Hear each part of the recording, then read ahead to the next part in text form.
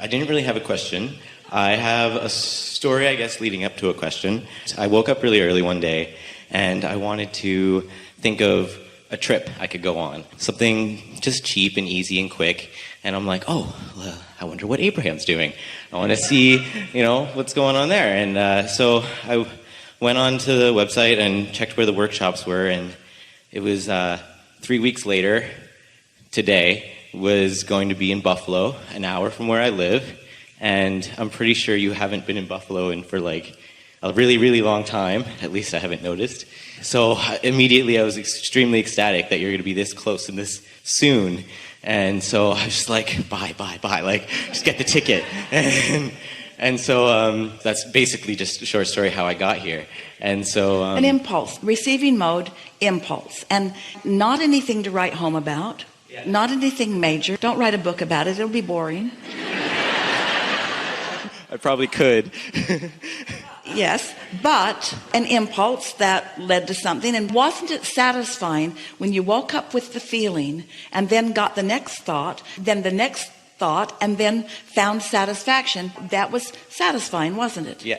Yeah. And looking back again, also, I could just see the perfect timing of it all. Just the fact that I was just in that spot to think of it at that time. And anyway, so knowing that I was coming here, I'm like, oh, God, I really want to be in the hot seat because, who doesn't? That person over there doesn't want to. Getting ready to be ready to be ready to be ready to be ready to be ready. And so apparently you're ready. And so I'm thinking to myself, well, what am I going to ask?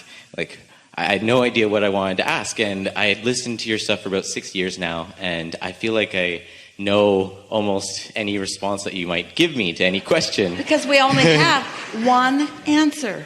Yeah. And so literally I kept on thinking, like, what would I ask? And I figured, okay, well, just don't try and think too hard. Just let it be. Don't write anything down. Bring it with you. You'll think of something in the moment. You might even be in the receptive mode and receive a thought, which is what makes co-creation at its best. Exactly, yes. And so I was even telling people before I came up here, I'm like, I just feel like I might go up there, I'm pretty sure, but I'm not going to stress anything. I'm not going to be the first one. I'm not even going to try. Which is the perfect stance to live a perfect life, or a wonderful, good feeling life, because satisfied and eager for more. You just couldn't find a better emotional stance. Satisfied and eager. And not desperate. No, I definitely wasn't trying to be desperate in any way. It was just, it would be fun. That was the kind of thought. It'd be fun to be up there, and again, hopefully a question comes to me. So now that I'm here, I still haven't been quite inspired to a thought, but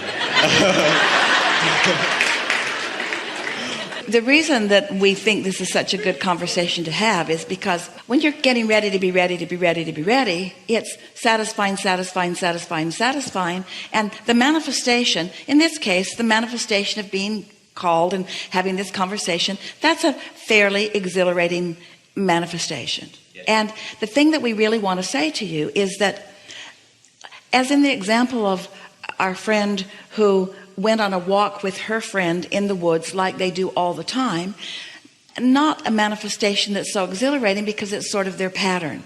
Finding a diamond in the bushes is a pretty exhilarating experience, but you got to be on the walk in order to find the diamond. And if she hadn't been ready for that and ready for that and ready for that, it's the vibrational readiness that we're talking about. It's not you figuring out where the right place and the right time are. It's the right vibrational stance. And we are just saying to you, the right vibrational stance is one of happiness, one of satisfaction, which means you got to find some way to feel good anyway. And that's hard for most physical beings, because without these things that they want, over here is where things have manifested in our example, and this is where most people are looking, and this is what you're cataloging and pigeonholing and recognizing and showing to each other, and this is what you are spending most of your time thinking about. And in doing so, you're introducing enough resistance with what's there and what's not there that you're not in the receiving mode, so that you don't have good timing. So you sort of have to stumble on things, stumble on a diamond in the woods. It's all right to do that. It's all right to stumble on them, and that's really the way life yields to you. It's just you discovering whatever you're ready to discover. And so the factor here is not what you're discovering or when you're discovering, it's your readiness. It's your readiness, and your readiness is determined by your emotional state of being. if you are usually in a bad mood, you're not in the emotional state of being where you have very good timing about things. If you are defensive, you're not in an emotional state of being, because your emotions indicate your vibrational mix.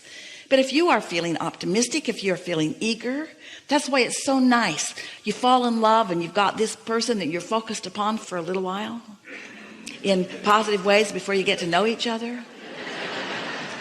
And in that exhilaration, all kinds of things start lining up for you, because you have an object of attention that is sort of holding you in the receptive mode. We just want to say to you, you have the ability to put yourself in the receptive mode, and you have the ability to milk it and stay there longer until before long you've flipped your vibrational mix. Then you're more ready for more things. And that's why you look at someone who's on one of those tracks and you say, you are so lucky.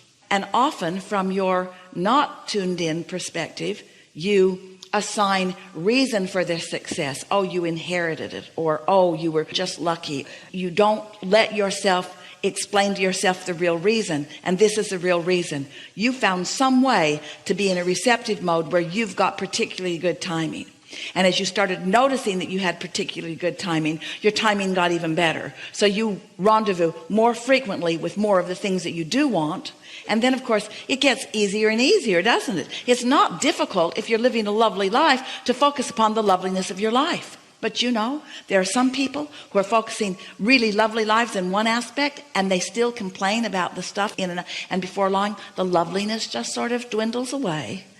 They don't sustain it very long, because you cannot focus in opposition to who you are and get what you're wanting. So we like that you had these thoughts in advance. We like that you received awareness of something. We like that the thought of something came to you and that it felt good. And we like that you managed the vibration of it enough that it came to a fruition. We think it's wonderful to be ready, to be ready, to be ready. And oh, the things that are at your doorstep, the things that you are in the vicinity of receiving, it is so delicious for us to have awareness of what is in the process of unfolding for you. And you know, we stand in readiness, in sort of alert readiness, in pleasure of those points of timing when something explodes just a little further into your creative experience, because your creation is also our creation. And you know, that exhilaration that you feel, that's our exhilaration that you are in the receiving mode of. When you feel that exhilaration, that's because we've got our eye on you, and that feeling that you're feeling is the feeling that we're feeling. And for those moments of elation and love and appreciation, we are bonded in singular vibrational frequency. That's what that is.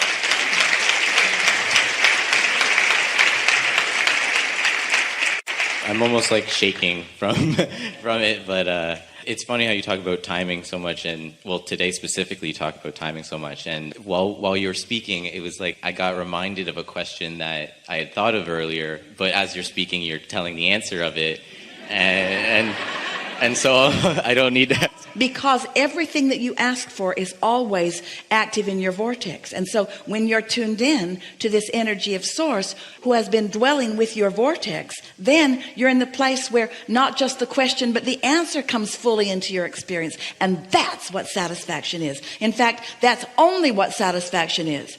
Someone could walk up to you and hand you something that you've been wanting, but the satisfaction of it isn't as great. The only place that satisfaction comes from is having an active vibration in your vortex, and you having moved yourself vibrationally for the reception of it.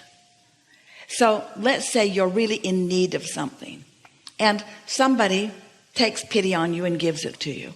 And in the process, they don't mean to, but what they're actually conveying is, I see you cannot do this for yourself, so I'll do it for you.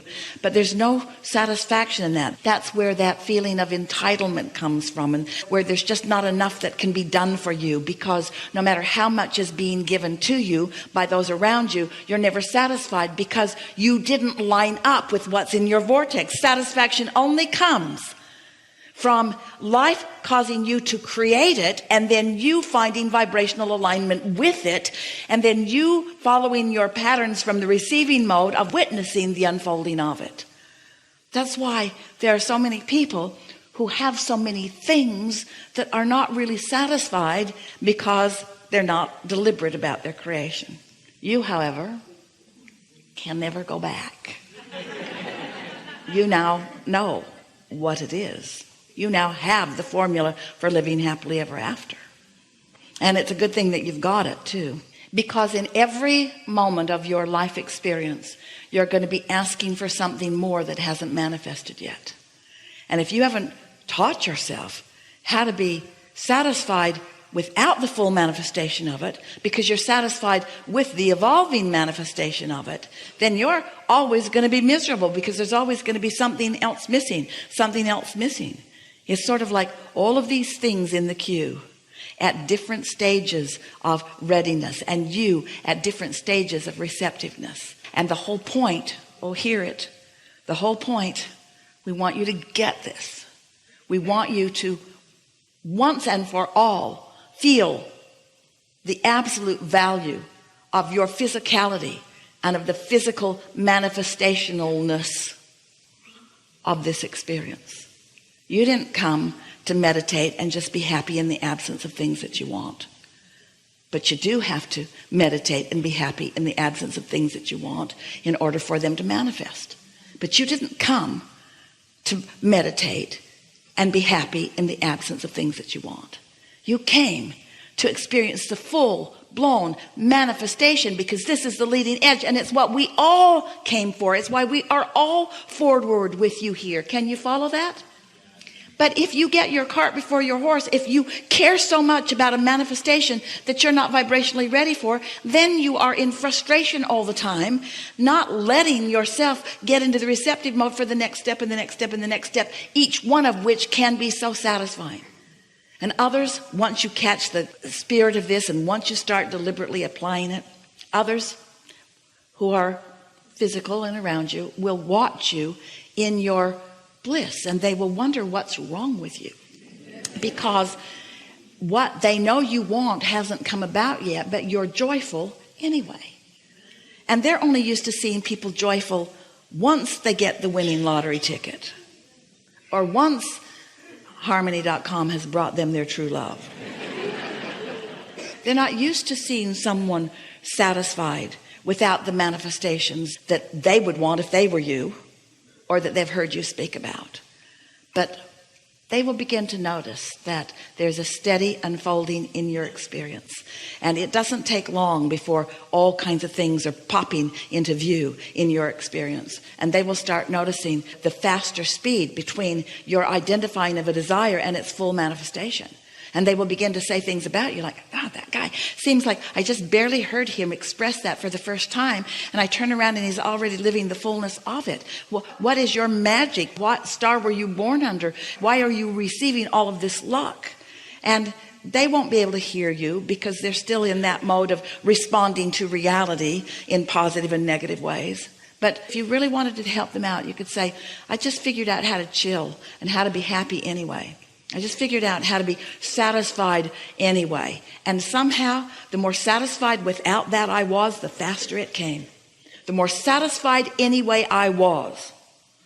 Because satisfaction is tuning to the vibrational frequency of what you want. And dissatisfaction is tuning away from the vibrational frequency of what you want. And if you are dissatisfied, it can unfold. And if you are satisfied, it can. That's the answer. Not only to living happily ever after, but to manifestations coming into your experience where you and others can experience them fully, you see.